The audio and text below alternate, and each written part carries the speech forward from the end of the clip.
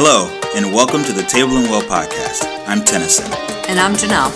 Thank you for joining us as we discuss topics and give practical tools that help you live, grow, and be in healthy, joy-filled relationship with God, yourself, and others. For more information and resources, or if you're looking for coaching, connection, and community, visit tableandwell.org. We hope you enjoy this podcast. Hello, and welcome to the Table and Well podcast. We are in season 3, and we are continuing with our series, Wisdom Keepers. Wow, see, there it is. I told you I'd forget it. You just said it. Wisdom Keepers, the role of elders in building a healthy community. And so we're going to continue with that series. And today we are really honored to have Michel Henricks with us today. He is a leader in spiritual formation, relational health, and the author of Basic Training for Walking with Jesus, and the co-author of The Other Half of Church. Great book. If you have not read this, you need to read this book. It's fantastic. So as the director of Life Model Consulting, he has helped countless individuals and communities to grow their maturity and integrate the transformative principles of relational brain science and spiritual maturity into their lives. So, Michel, we're so glad you're with us today. Thank you for having me on. Yeah. Very good. So we like to start these out each time we interview with, just since our topic is elders, just how would you define the role of elder in a community? Not just in terms of age, but also their ability to shape the emotional and spiritual health of those around them. Yeah, elders are kind of the most mature people in the community with a really solid set of relational skills that really concern themselves with helping the community mature. And also the community become the people that God wants them to be. You know, some people come into churches not having a great childhood, maybe a great upbringing, and they never really were told who they truly were. They were told a warped and broken version of who they are. Yeah. And you know, most of us, I think, have experienced and seen the true us a lot less than we realize. Wow. Yeah. And we, you know, from the brain science stuff, we found out we can't, you know, we cannot look at our own identity. We can't find out who we are on our own. We actually need mirrors, and mirrors are people around us. Mirrors are Jesus as well.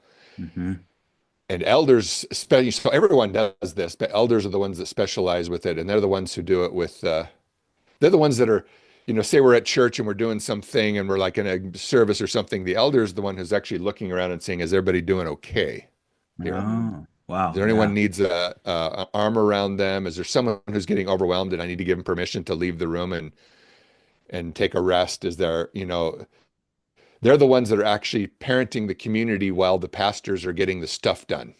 Oh, that's good. That's really good. Right. Yeah, I'm really curious. I haven't heard any. I mean, we've talked about elders, you know, a bunch of different times in multiple different ways, but at the last thing you said, just about, you know, literally during the service or during the gathering, the elders are the ones that are looking around and making sure that everybody's okay, that their, you know, capacity isn't too much. They've, you know, who needs a hug, who needs to take a break. I'm curious, like, one, have you ever seen that happen in a service or in a gathering? And then how would that practically look for that to happen? Well, here we get into the problem is that there are very few elder men and women in our country. Right? Yes. Yeah. And so this is one of the things, the work that we do, the work that you do, and others like us that are doing this. We hope it ends up that the generation behind us, when we're dead and gone and with Jesus, there's a lot more elder, mature people taking care of the communities than there are now. Because this has been something that's been largely ignored for 300-400 years. Right. Yeah. Just a little bit. Yeah. And you don't just snap your fingers, and all of a sudden you have lots of elders, and they take a lot of work, a lot of, you know, practice and hard suffering and everything. And so I have seen it occasionally lately in the life model, you know, community, Thrive community. You see that happening because these are people that have been doing it for a long, long time. But in the average church, you know, a lot of times the focus is on getting done what we need to get done, and not who, you know, taking care of the people. Yeah. Yeah. Right. Yeah. Yeah. And so that shifting of focus is something that's needed. Yeah. right? Yeah. Yeah. Most pastors are not elder level maturity, and that's fine. You don't need to be an elder level maturity person to be a pastor. It's only that you realize how much you need the elders, that you give them the clout they need, and you also ask them for help and stuff like that. But oftentimes that doesn't even happen. So that's another obstacle. Yeah. Right. Yeah. There's no value for those elders. We don't know what we need them for because there's not really a framework in most places for Well, that. elders are not productive in the Aha. with the Mm, definition of productive we use. yeah. Right. Oftentimes they get devalued and minimized, et cetera. And so, um, Mhm. so it's a whole that, we've been going down a kind of a wrong path for quite a while. So this is part of what we're trying to correct. Yeah. Yeah. Well, it makes me think about what came to mind was a field, and I think we can so over focus on the harvesting part. But if nobody is nurturing, then what Right. kind of plants are we pulling Mm, from at the end of the day? What kind of fruit are we actually Yep. bearing? Yeah. When we miss that, a lot of it looks like maintaining and caring and nurturing and watering and mhm. the tedious, non-productive parts that actually produce gold. Yeah. Right. And Oftentimes it's the Christian leaders and the pastors pushing people to do more and more. And it's the elders saying, hey, I give you permission to take a rest. yeah, Hmm. Right. Yeah. yep. Yeah. Because out of that rest, we will do more. Yeah. Not, and it doesn't look like doing. Right. Yeah, And like elders also just model, maturity for people. We largely learn maturity through modeling of a more mature person. Hmm. They live and teach people to live a progressively interactive life with Jesus. mhm, It's easy to say, but that's a hard thing to do. It's hard Yeah. to live interactively with Jesus. mhm, Yeah. Elders are very good at it, and they're the ones who keep bringing that topic back where we often forget about it. mhm. And then elders also, they will step in and they'll reparent people when necessary and as God directs. Hmm. Sometimes there's a person who needs some reparenting because you can tell they did not receive important things from their parents growing up. Right. Yeah. So I'm curious too. That's a great point. That's because again, they're part of the elder role is to they're taking care of the community at large. Mhm. Right. They're part of everyone. So what would be some of the ways that maybe you might see some reparenting of parents or reparenting of people by elders in the community? Well, elders can look around and they can tell pretty quickly what maturity skills a person lacks, and it's not the person's fault because they didn't get it. Right. Mhm. Right. And so maybe they weren't attuned too well growing up. They were just kind of on their own with their emotions. In that case, an elder woman or an elder man will start to attune to that person's emotions on a regular basis. So when they're sad, they'll go, "Oh man, that is sad." Hmm. Mhm. Just that seems like such a small thing, but if you didn't receive that growing up, it's just like world changing. Yeah, it is. Yes. It's also biologically changing because when someone attunes to your emotions and is glad to be with you, you're actually growing nerve bundles in the areas that give you emotional regulation that wasn't there before. Wow. Right. Yeah. Which is such a gift if you think about that happening well into our adulthood still. Like we still have the opportunity for that if we have others creating that space for us. God help us if we didn't, Right.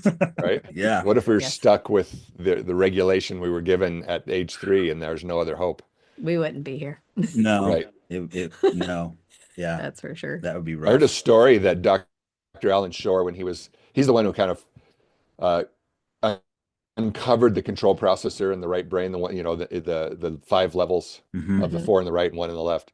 He's kind of the one that uncovered that and saw how it worked and everything. And he talked about this thing, and then he talked about how when we don't see it, we don't learn these things. When our joy is low and our relation, we didn't learn, people didn't attune to us, etc. Hmm. We don't get that growing up. And he said you could feel the tension in the room. And then he said the good thing is that the area that grows this is the one area that grows for the rest of our lives and never stops producing fetal biomass, biology that can learn this. And when he said that, there was almost like a standing ovation because people were feeling hopeless, like, oh no, you mean I'm stuck? Yeah. And then he said, but you can always learn the stuff you didn't get from your mom and your dad and your community. You can always go back and get it. That's a very hopeful Yeah. finding in brain science, but it's also a theological importance where we see God created us to be able to get things. That's really what churches are meant to do, to help bring Yeah. the truest us out. Mm, Yeah. Oftentimes that truest us was put into a dark closet because it wasn't safe. Hmm. or it Yeah. was made fun of, or it was ignored and It's good. neglected, or a bunch of different things can happen. Yeah. Churches Right. need to be places where that truest us can come out. But Right. oftentimes you Yeah. need an elder, otherwise people will just be looking for productivity. Hmm. Don't really care Yeah. about the truest you coming out. Right. Right. That Yeah. Yeah. They want the you of you that helps. Yeah. With the turn the, productive you. Productive Yeah. you. Keep the yeah. productive you. Yeah. Yeah. Been there. Experienced that. Yep. Yep. Not a stranger to that, unfortunately. No. Yeah, that Right. part of it. Me neither, unfortunately. Yeah, Yeah. right, unfortunately. So one of the things that you talk about in the other half of church is the importance of joy as that foundation. We say Yep. define joy as a deep knowing through relational experience that someone's glad to be with you no matter what. And Yeah. so how how can elders as joy carriers, or I call them ambassadors of joy, um, in their communities, how can they help carry that to foster this trust and connection across generations so we can have a joy-filled community? Yeah. Well, elders are really kind of free agents of joy. Mhm. Yeah. So, a lot of times the leaders and the staff of a church, they're thinking about what we have to get done and what's the schedule for today. And oh, wait, we have 13 more minutes and then we need to get this on. And they're thinking about that stuff. Whereas elders are looking, okay, who lost their joy? Who needs, joy again? It's really non-verbally. So a lot of times, Hmm. just a good, 3 or 4 second look from an elder that he gets you is Yeah. it's amazingly powerful in the human brain. That's a weird thing. It's really easy to minimize because it's just a knowing look, like Hmm. this is hard, or I'm glad to be with you, or or even the smiles of seeing you after not having seen you in a while. Mhm. Yeah. And so, you think free elders of joy, what does that mean? They know how to build joy with the most difficult people. Hmm. That's really where it comes out. Most people build joy well with the easy people that are joyful and easy to be Right. around. Elders are the ones that will, when the community is almost tempted to shun a person because they're high maintenance or difficult or don't play along or whatever, they're the ones who know how to build joy with these people and also help them get back on their feet and learn how to thrive. So Yeah. good. Yeah, because when we talk about joy and that definition at the end of it is no matter what. Yeah. And that threshold can be really low Yeah. for many of us. We don't have the capacity to get past Hmm. that gladness to be with you unless you're easy or unless I like you or Yep. unless you're accommodating or unless we have agree on things Right. or we're headed the same direction or have the same Yeah. life and interests. And I think, yeah, just what you're saying about elders is just so important in the way that they model for us what it looks like to grow our capacity. Hmm.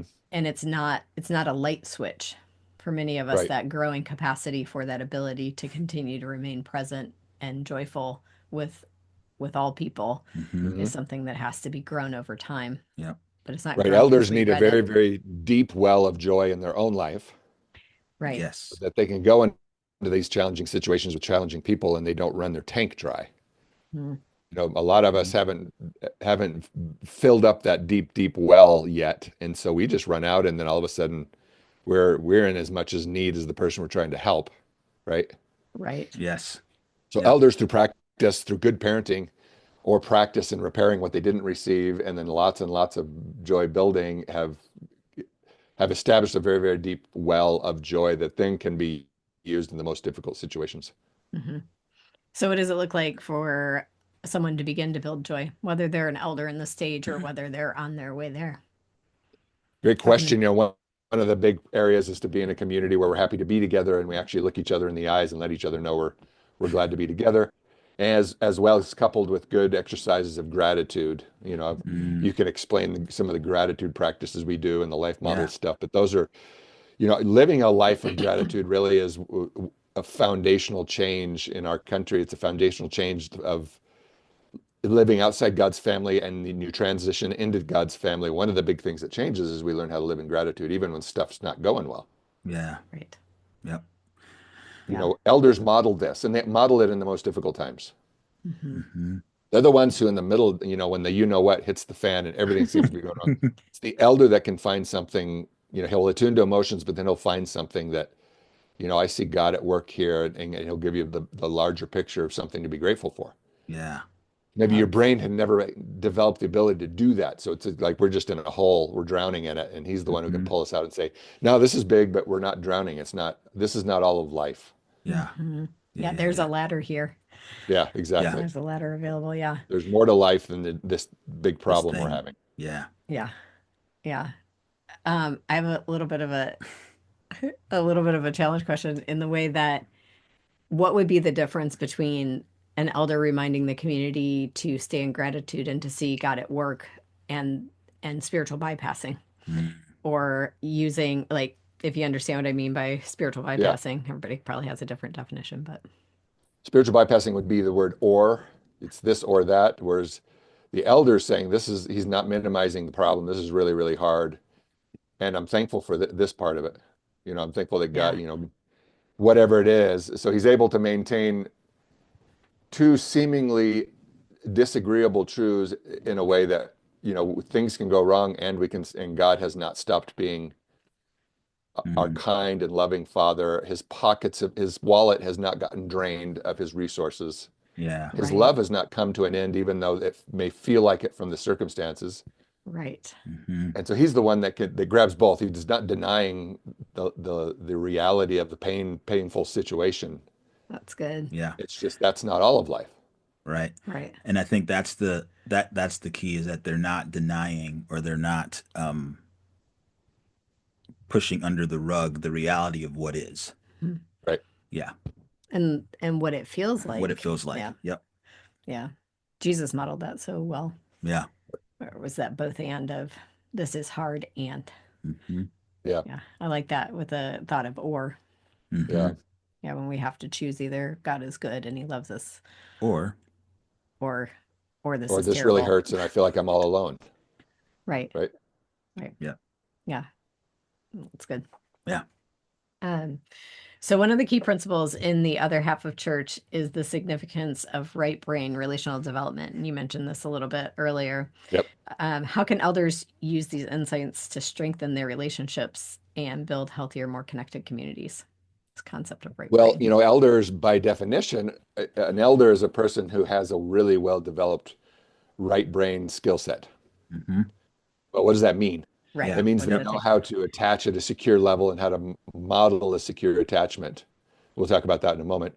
Hmm. They're able to, attune to other people's emotions, even when they may not even agree with what happened, but they can attune to someone's emotions. Yeah. Oh, that's a They're good one. very good at seeing the treasure, the gold in a person that's not very apparent, readily apparent, Mhm. Hmm. and maybe mostly hidden from the rest of the community, Very right? good. Yep. Hmm. Yep. They're the person who keeps their mind when everyone else is kind of losing their mind. He keeps their focus when everybody else is lost focus on where we should be focusing. They're also the ones that, protect the group identity. Like what kind of people are we? And when a church, a community forgets who it is and starts acting in a way that's not like who they truly are, it's the elder that steps in and says something.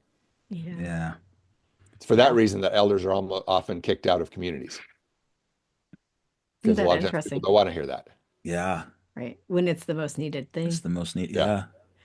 I think there's another piece too. I think elders in that right brain strength aren't afraid of, they're not knocked off of their identity. I don't think I'm right. saying that right, but they know Yeah. who they are. That's Mhm. not, they don't have Yes, to trade that, or they're not trying to buy that still. Yeah. right. They don't. Elders don't care about impressing anybody. They don't Right. have anything to defend because they just don't care Right. They about know who having to they are. defend their image. They're not Yep. defending an image. That's Yep. where Yeah. we humans get in trouble. And Yeah. you're right. He knows who we are as a group, and they know who they are as an individual, and they just very freely and naturally act like themselves, whether people are happy with that or not.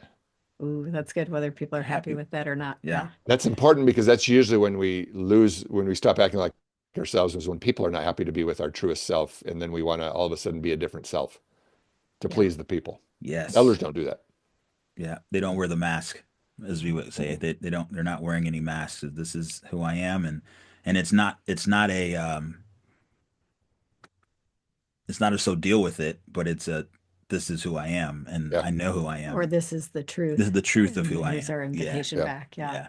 Yeah. It's so good. Hmm. Yeah. And elders help others start to grow in that same area. Mhm. Yeah. Yeah. Yeah. Through modeling, and then even through inviting probably Mhm. conversation that wouldn't have happened otherwise. Yep. And We through become pain as well. through Through pain, pain. through We've challenge. become Yeah. excellent avoiders of pain. Yes. Like when someone's in a lot of pain, sometimes they think this is bad, I need to get out of this pain. But a lot of times an elder will say, well, the reason you're suffering so much is because it's very much like you to suffer because of this. So you're actually pleasing, the pain pleases God because you're, in God's family, we suffer because of this kind of situation. Explain that more, if you would. Well, if you have a young woman whose husband just had an affair and left her, right? And she's devastated. Hmm. You know, one of the things we say is, when someone betrays you, in our kingdom, God's family is a family that honors faithfulness. And so this is absolutely something this is painful because this is the way God had made us, right? Mm-hmm. Yeah. Yeah. The suffering actually is very, very godlike. It's very Jesus-like. Mm. Yeah. In this same situation, Jesus would be suffering similar Yeah. because it's like us to suffer in this situation. Yeah. Yeah. I see what you mean there. Yeah. Yeah. Yeah. Yeah. Yeah. Pain is totally appropriate here. Yeah. So Heartbreak. reminding someone who they are Yeah. in pain is very important because that's when we can forget. Yeah, that's Right. so good. Ah, that's Yeah. powerful. Well, it's really good because that goes back to what you asked about the spiritual bypassing piece, because elders will do what Michael just said, and will Mhm. say it's like us to suffer in this situation because There's something to grieve there's here. something to grieve Yeah. here. Someone who is more of a spiritual bypassing would say something like, well, God's going to take care of it. God's going to fix it. You don't have Right. to, don't dwell on this. Don't get stuck here. Don't, because God's okay. He's in control. That's what they always say. Mhm. God's in Right. control and he's going to work everything out. And they just completely roll right over any of the feelings and really who it is and who it is like for us to be in those situations and in those moments. Mhm. Yes, you Wow. do that, or you bypass, or you try to fix the We problem, try to fix it. Yeah. right? And rather than say, "Yeah, that sucks," and from what I know about you, it's like you to suffer for Hmm. this, to feel that pain, Mhm. because Yeah, this is and particularly important to you, Yeah. right. And in reality, if we're not, we're going to suffer that pain at some point. Hmm. That pain will right? not go unignored, Right? right? Like Pain is meant to be felt. yes, Yeah. and felt through so Yep. that it can do its work and not stay um, eating us alive, I guess you could Right. say. Yeah. Yep. Our bodies will let Yeah. us know one way or the other. Hmm. They will, So and so let's, it's a kindness yeah. and a gift when we suffer well and suffer well together. It does take that togetherness to be able to suffer Yeah. well. Yep. When we leave others alone to suffer, it doesn't work. And Then that's, they're that necessary. gets back to the joy, maintaining the joy of the community, that even when we're suffering, he's making, Yeah. the elders make sure we're together in the suffering. That's joy. You've been listening to the Table and Well podcast. New episodes stream every Tuesday. If you have enjoyed this podcast, please leave us a review to let us know. Also, subscribe on your favorite listening platform to stay up to date on all things Table and Well. To learn more, start your journey, or get information on how Table and Well can help develop your community, family, or teams to be relationally healthy and authentically connected, please go to tableandwell.org/collab to schedule an interest call, or you can email us directly at known@tableandwell.org.